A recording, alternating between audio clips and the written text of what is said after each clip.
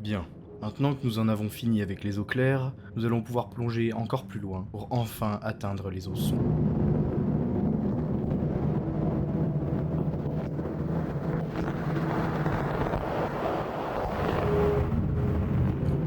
Chris aurait eu dans l'enfance une babysitteuse abusive, qui l'aurait notamment enfermé à de nombreuses reprises dans sa chambre quand celui-ci la mettait en colère. Chris l'a très souvent nommé et c'est un point qu'on juge comme l'un des facteurs qui l'a vraiment traumatisé quand il était petit. Chris Chan a fait un documentaire sur l'univers de Sonichu, plus précisément sur la manière dont Sonichu et Rosichu se sont rencontrés. Il a donc fait une sorte de documentaire sous forme de bande dessinée où on peut voir Rosichu et Sonichu dans l'enfance avoir des ébats sexuels. Et c'est à ce moment-là que l'on peut remarquer que les attirances de Chris Chan peuvent relever aussi maintenant de la pédophilie. Mais vous inquiétez pas, c'est pas le seul trait qu'on va ajouter au tableau. Dans l'univers de Sonichu, il y a un personnage, un antagoniste, nommé Sylvana. Sylvana est un personnage qui a un pouvoir assez particulier, qui est que les sécrétions vaginales de ce personnage ont le pouvoir de paralyser. Alors je ne vais pas vous faire un dessin de comment est-ce qu'elle peut utiliser ses pouvoirs, je pense que vous l'avez très bien compris. Very good. Chris Chan a souvent partagé un avis très particulier, très singulier au sujet de la sexualité au sein de la famille, notamment lorsqu'il publia un post sur Facebook où il argumentait que l'inceste était une bonne chose, car selon lui, en appuyant l'atout éducatif de l'inceste, c'est-à-dire apprendre à son enfant, hein, on revient dans la pédophilie, apprendre à son enfant à faire du bien à son prochain partenaire.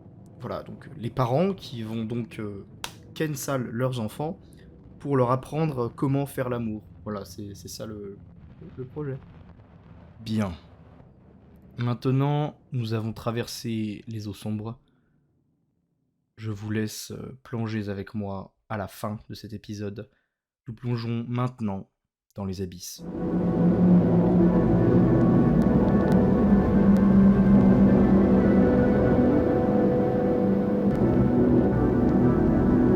Un jour, Christian eut un rêve érotique.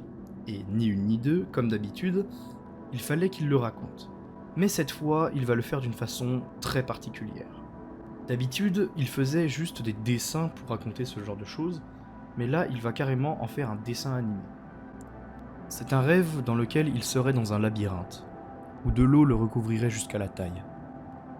Il erre dans ce labyrinthe jusqu'à arriver à un croisement, où il rencontre une sirène.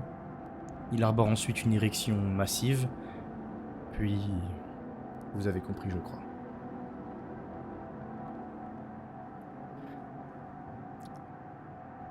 Comme je vous l'ai dit dans la seconde vidéo, Christian a changé de sexe. Mais en fait, il y a vraiment beaucoup de choses à ajouter à ce propos. Notamment le fait que Christine ait divulgué à la population qu'elle est en réalité une déesse. Et que son genre physique aurait changé, que son sexe aurait changé de forme, suite à la propagation d'ondes électromagnétiques. Christine cumula donc de nombreux admirateurs, de nombreux adorateurs, et c'est là que l'on se rend compte et que l'on peut nommer la chose comme cela, la secte Christian ouvra ses portes. Avec un système de pensée proche de ceux des témoins de Jéhovah, sauf qu'à la place d'Armageddon serait une sorte de rencontre entre le monde de Sonichu et le monde de la vie réelle tel que nous le connaissons. Et que, à l'arrivée de cette catastrophe, plus de 41% de l'humanité disparaîtrait. C'est un peu compliqué, mais vous m'avez compris, je crois. Je pense que vous avez aussi compris que les adorateurs n'étaient en fait que des trolls, s'amusant de voir la folie notoire de Christine. Les trolls de Christian arrivèrent un jour à leur apogée. Lorsqu'ils réussirent à faire la vidéo sûrement la plus tristement célèbre de Christian, où il se masturbe en chantant la chanson All Star du film Shrek, si vous voulez l'exemple. Je vais vous en passer un petit moment de la vidéo pour que vous vous rendiez compte de l'effet glauque qu'elle fait, en fait, qu'elle donne. Bien sûr, tout sera flouté, mais je vous laisse écouter.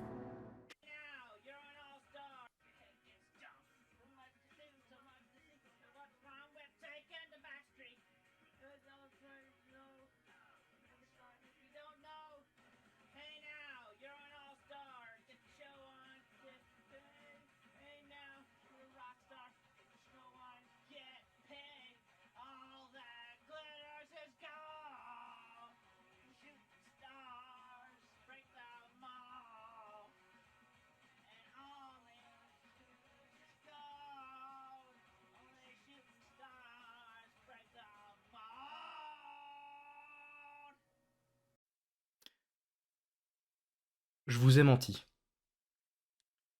Ce n'est pas le dernier étage de Christian. Il en reste un.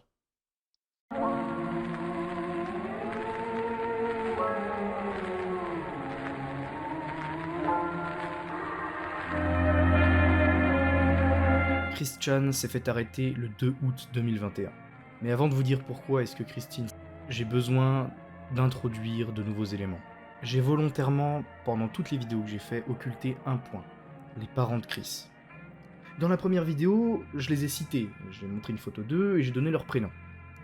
Dans la seconde vidéo, j'ai annoncé que le père de Chris était mort. Effectivement, il est mort, d'une crise cardiaque. Et ça sera quelque chose qui va profondément affecter Chris, jusqu'à même le faire se retirer des réseaux pendant un temps. Mais ce n'est pas son père qui va nous intéresser ici. Je n'ai absolument pas parlé de sa mère. Alors que celle-ci est selon moi le point le plus important de toute l'histoire de Christian. La mère de Chris, nommée Barbara Chandler, est de nombreuses fois apparue dans les vidéos et lives de Chris. Et malheureusement, elle souffrirait d'une démence sénile, une maladie qui arrive avec l'âge et qui détruit les capacités cognitives, intellectuelles et psychiques d'un individu, le rendant incapable de s'occuper de lui-même au bout d'un temps. Nous pouvons notamment observer son état lors d'un live que je vais vous montrer. Barbara Ann Weston, everybody. Say hello to the lovely folks out there. You're being streamed on live Twitch network. Say some kind supporting words to everybody. Tell them how you... Tout à l'heure, nous parlions d'inceste. Sachez que le 30 juillet 2021, après que les autorités aient eu vent de l'apologie que faisait Christian à propos de l'inceste, une mesure d'éloignement d'urgence a été mise en place pour protéger la mère de Christian. Dès le lendemain, il brisera cette mesure et volera 750 $ sur la carte bleue de sa mère. Puis, autour du 1er août, apparaît un appel téléphonique de Christian, où il avouera violer sa mère à de nombreuses reprises, profitant de sa démence pour assouvir ses désirs sexuels. Il sera, à cette date, arrêté par les autorités et mis en examen pour viol, inceste et agression sexuelle sur sa propre mère, Barbara Chandler. Christian attend son procès et est actuellement retenu dans la prison de Virginie centrale. Le 5 août 2021, le juge en charge de l'affaire sera effaré, sera mis à pied devant une Christian complètement hystérique, clamant le fait qu'elle est une déesse des réseaux sociaux, qu'elle est une star mondiale, et qu'elle doit absolument récupérer tout ce qu'elle a, et qu'ils n'ont aucun droit sur elle.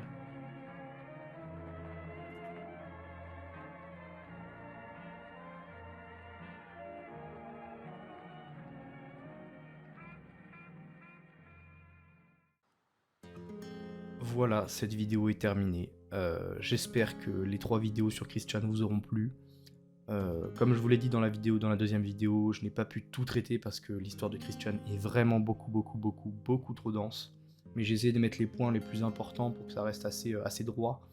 Mais en tout cas, si vous désirez en apprendre plus, je vous recommande vraiment d'aller vous renseigner autour de la sphère anglophone parce que eux, vraiment, c'est ultra dense. En tout cas, j'espère vraiment de tout cœur que les vidéos vous auront plu. Elles m'ont demandé pas mal de travail quand même parce que tout était en anglais, il n'y a presque aucune vidéo en français. Et donc c'était vachement compliqué de tout refaire étant donné que mon niveau d'anglais n'est pas vraiment excellent. Hein. De plus que j'ai été embêté parce que ma chaîne principale est en train de se faire supprimer parce que j'ai déjà perdu à peu près 1 an de vidéos, ce qui est assez triste. Mais bon, c'est la vie, c'est comme ça. Bref, si vous voulez me récompenser pour ce travail, je vous invite à liker la vidéo, vous abonner, partager la vidéo, rejoindre mon Discord, me donner vos avis en commentaire.